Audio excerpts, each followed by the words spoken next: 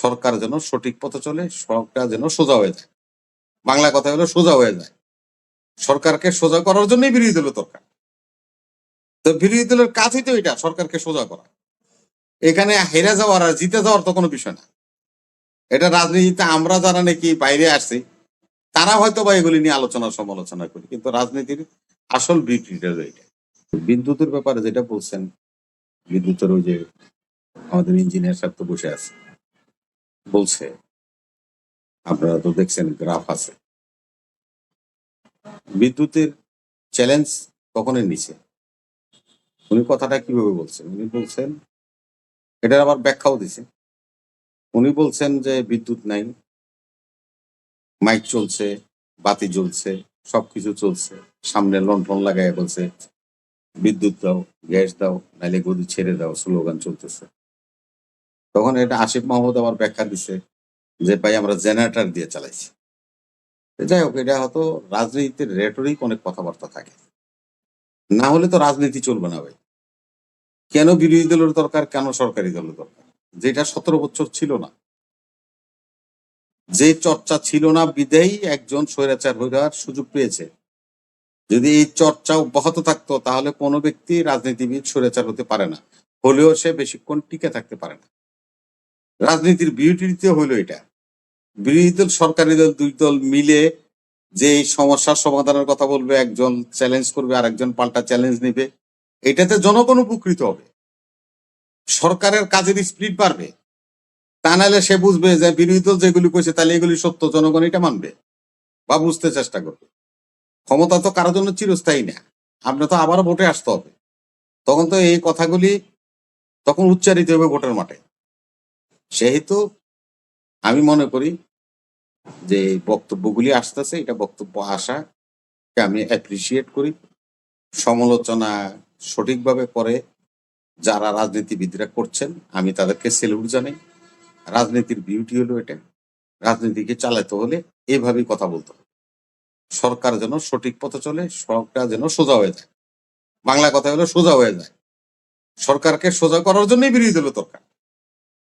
তো বিরোধী দলের কাজই তো এটা, সরকারকে সোজা করা। এখানে হেরে যাওয়ার আর জিতে যাওয়ার তো কোনো বিষয় না। এটা রাজনীতিতে আমরা যারা নাকি বাইরে আসছি তারা হয়তো বা এগুলি নিয়ে আলোচনা সমালোচনা করি, কিন্তু রাজনীতির আসল বিক্রিটা হলো এটা।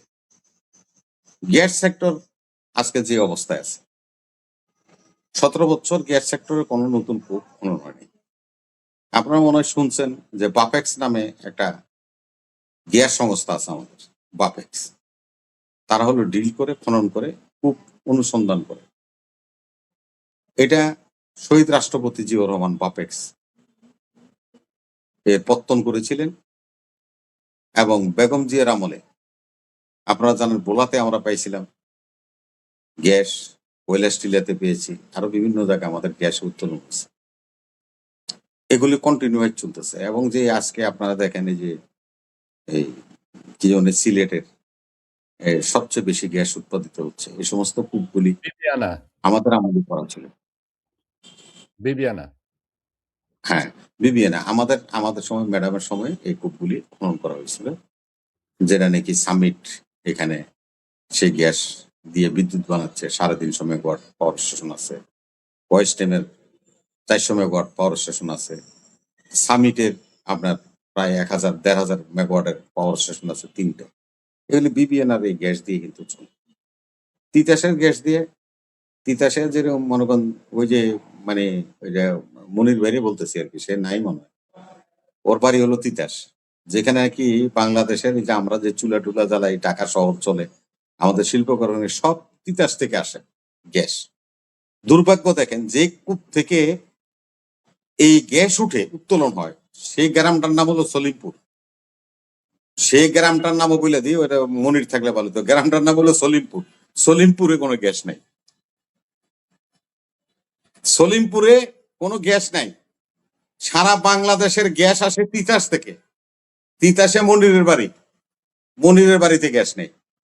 আর যেটা আমি ওই যে সলিমপুর বললাম, বললি তো বুঝছে, সলিমপুর যেটা যেখান থেকে তিতাসের কূপ স্টেশন সলিমপুর বিশ্ব রোড, সেই গ্রামে কোথাও কারো বাড়িতে গ্যাস নেই।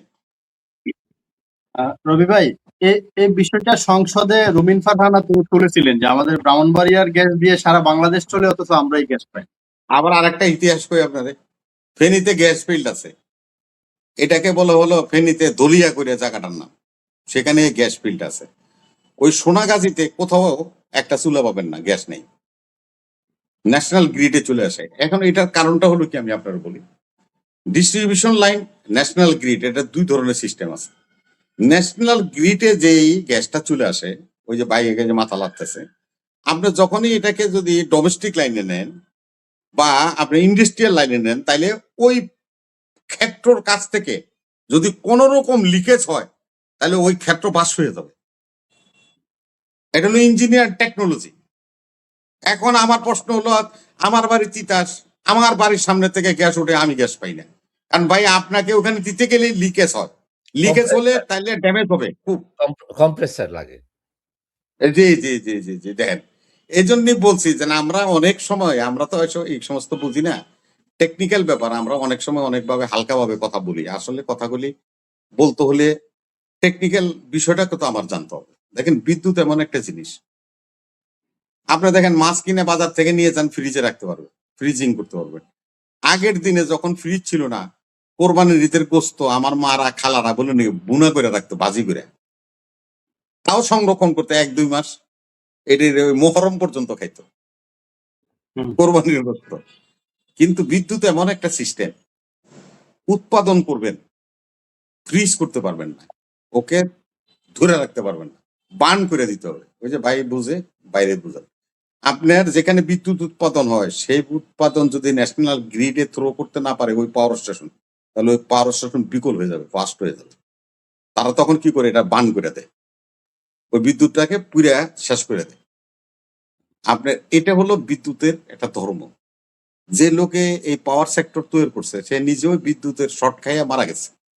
আর্মেচারে কার্বন বিদ্যুৎ কাউকে কমাবে, আর্মেচারে হ্যাঁ কার্বন জমে যায়। আর্মেচারে কার্বন জমে যায় যদি সাপ্লাই না হয়। হ্যাঁ, জমে যায়, জমে যায়। দেখবেন আপনি আমাদের দেশে দেখবেন, এই যে আমাদের যে ডোমেস্টিক লাইনগুলি আছে, এই যে বাসায় যে আমাদের আসে, এটা হলো আমাদের হলো মেইন লাইনটা হলো আপনার 1,32,000, তারপরে হলো আমাদের 63, তারপর হলো 33, তারপর হলো 11, তারপর হলো 220, তারপর হলো 440। এটা বিদ্যুতের এই যে ন্যাশনাল গ্রিডের সেকশনটা আপনাদের বললাম।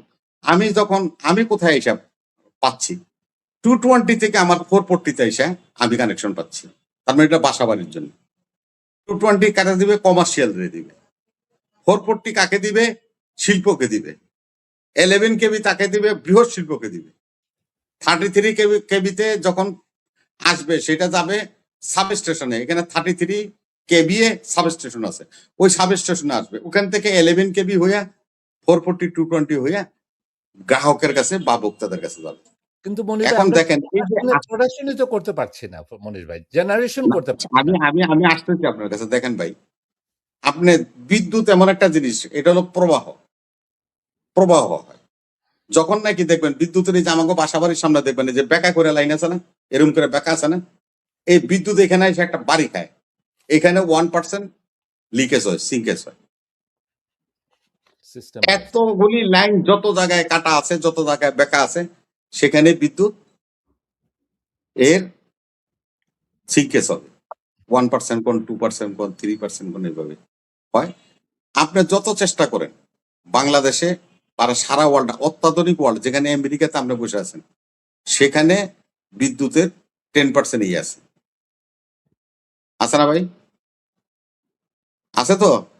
তাইলে আমাদের দেশে পর্যায়ক্রমে এটা 18% আছে। স্বয়ং কানাডাতে নাইগ্রা জলপ্রপাত থেকে বিদ্যুৎ হয়, সেখানে 10% আপনার ভর্তুকি দিতে হয়। আমাদের দেশে 18% ভর্তুকি দিতে হয়। এটা হলো বিদ্যুতের সিস্টেম। এখন আপনার যে কথা হলো বিদ্যুতের, দেখেন আমি বলি, এই যে ফুয়েল সেকশনটা, ফুয়েলটা কি হলো, বিদ্যুৎ কিভাবে তৈরি হয়? গ্যাস থেকে তৈরি হচ্ছে, কয়লা থেকে তৈরি হচ্ছে, এবং হাইড্রোলিক থেকে তৈরি হচ্ছে। যেমন কাপ্তাইতে আমার যে বিদ্যুৎ হয় সেটা হাইড্রোলিক, হাইড্রোলিক থেকে হয়। আমাদের যে ছড়াই ছিটিয়া পাওয়ার স্টেশন গুলি আছে, এগুলি গ্যাসে করে। মনির ভাই আমাদের ওই যে কাপ্তাইয়ে 4টা জেনারেটর আছে কিন্তু একটা মাত্র কাজ করে। মাত্র 40 মেগাওয়াট। 240 মেগাওয়াটের ওটা ক্যাপাসিটি। পানির, ভাই ওটা তো ন্যাচারাল ম্যাটার। আপনার পানির ফ্লো যদি না থাকে তাহলে ফারাক্কাবাদ কেন দিছে? ফারাক্কাবাদ দিছে তো বিদ্যুৎ উৎপাদন করার জন্য। এখন আমাদের তো মাইরা এখন তো পানির ফ্লো বাড়ায়া ওরা এখান থেকে এখন জেনারেশন করে বিদ্যুৎ। এখন তো বর্ষা টাইম। কিন্তু ওই জেনারেটর গুলা কাজ করছে না। রিপেয়ারের দরকার। আচ্ছা, আমার কথা হলো যে শুনেন, আপনার এগুলি দীর্ঘদিন ধরে চলছে। এটা কবে? এটা হলো পাকিস্তান পিরিয়ড, মানে ৮০ বছর আগে এই পাওয়ার স্টেশন নির্মাণ হয়েছে কাপ্তাই 63 জলবিদ্যুৎ। সেই জেনারেটর গুলি আর কতগুলি কাজ করবে? এখন আপনারা আমি এটা দেখাই, আমার বাসার সাথে এবং ক্যামেরা নিলে আপনারা দেখাইতে পারবো জানলা দিয়ে। এখানে 2টা পাম্প হাউস আছে আমাদের। আমরা তো ডি বেরিবাদের মধ্যে 2টা আমার ঘরের সাথে পাম্প হাউস, এটা সিমরাইল পাম্প হাউস। দেখেন চাইনারা এবার একটা পাম্প হাউস বসাইছে, 1400 কোটি টাকা লুটপাট করে খেয়ে গেল হাসিনার সরকারের। আমরা একটু বৃষ্টি হলেই জলাবদ্ধতা থেকে বাঁচতে পারি না, ঘরের উঠানে জল চলে আসে। আমি জিজ্ঞাসা করলাম ওই দিন, আমরা পরিদর্শনে গেলাম, খুব বৃষ্টি হইলো না, তখন পরিদর্শনে যে পুরান যে বিল আছে, ব্যারিস্টার সাহেব আপনার বাড়িও তো, আপনার বাড়িও ডিএনডির ভিতরে, ব্যারিস্টার বাড়িও কিন্তু আমাদের ভিতরে, ডিএনডির ভিতরে। আমাদের যে পাম্প হাউস, বুঝছেন ভাই ওয়াহিদ ভাই, এখন নতুন যেটি বহাইছে হেরা হলো 50-এর উপরে টানতারে না, আর পুরান ডিয়া হলো 70% টানে। ব্রিটিশরা পাকিস্তানের আইব খান এই ডিএনডি বানাই গেছে 62 সালে। এই মেশিন 62 সালে বসাইছে, সেই মেশিন এখনো কার্যক্রম। আর নতুন এই 1 বছর হয় চালু করছে। তারা বললেন নাকি সাধ্য মতো পানি নিতে পারতেছে না বা ডিওয়াটারিং করতে পারতেছে না।